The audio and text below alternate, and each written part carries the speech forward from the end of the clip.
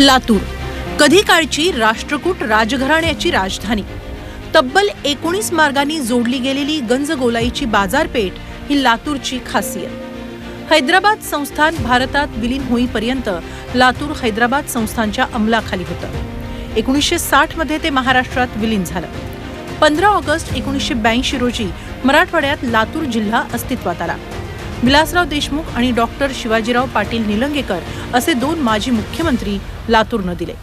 माजी मंत्री शिवराज पाटील चाकूरकर, केशवराव सोनवणे अशा दिग्गज राजकीय नेत्यांचा हा जिल्हा। मात्र एवढे मातब्बर नेते असतानाही लातूर विकासापासून दूरच राहिलं। भीषण पाणी टंचाई लातूरकरांच्या पाचवीलाच पुजलेली। पिण्याच्या पाण्याअभावी लातूर वर्षानुवर्ष तहानलेलंच आहे। त्यात दूषित पाणी पुरवठ्यानं डोकेदुखी वाढवली आहे। लातूर जिल्हा रुग्णालयाचा प्रश्नही प्रलंबित आहे। मतदारसंघ पुनर्रचनेनंतर 2009 पासून लातूर लोकसभा मतदारसंघ अनुसूचित जातीसाठी राखीव झाला।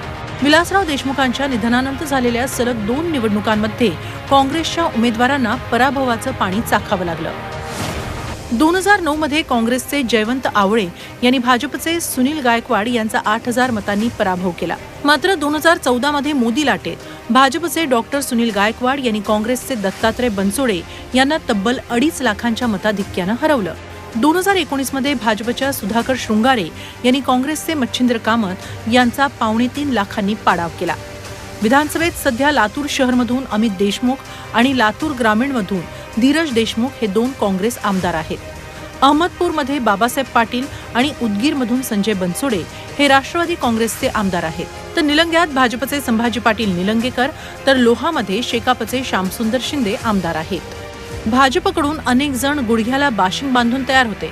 मात्र भाजपनं पुन्हा एकदा विद्यमान खासदार सुधाकर शृंगारे यांनाच उमेदवारी जाहीर केली आहे। तर काँग्रेसकडेही इच्छुकांची भाऊगर्दी असली तरी मातब्बर तगडा उमेदवार नाही। माजी सनदी अधिकारी भा ई नागराळे आणि बाबासाहेब गायकवाड हे काँग्रेसकडून इच्छुक असल्याचं समजतंय। या ठिकाणी एवढंच तुम्हाला वचन देतो आणि ह्या जिल्ह्यातला खासदार आपल्या देशामध्ये पहिल्या 10व्या लिस्टमध्ये आला पाहिजे निवडून। ह्या ठिकाणी एवढंच मी तुम्हाला अपील करतो, माझ्या महायुतीच्या सगळ्या लोकांना अपील करतो। भाजपमध्ये काम करणार आहेत, त्यांनी कुठलंच या लातूरसाठी काम केलं नाही, म्हणून या वेळेसचा खासदार हा काँग्रेस पक्षाचाच होईल। काँग्रेस पक्षाकडे अनेक लोकांनी मागणी केली, त्याच्यापैकी मी पण आहे। मराठा आरक्षणावरून मनोज जरांगेंनी सुरू केलेल्या आंदोलनाचा परिणाम यंदाच्या निवडणुकीत पाहायला मिळणार आहे। भाजपसाठी सध्या तरी पोषक वातावरण असल्याचं मानलं जात आहे। भाजपाला लागोपाठ तिसऱ्यांदा निवडणूक जिंकून हॅट्रिक करायचे, तर पुन्हा पक्षाला प्रतिष्ठा मिळवून देण्याचं मोठं आव्हान हे काँग्रेस पुढे आहे। त्यामुळे येणाऱ्या निवडणुकीत भाजपचं वर्चस्व मोडून काढणं काँग्रेसला शक्य होईल का हे पाहावं लागेल। वैभव बालकुंदे, जी मीडिया, लातूर।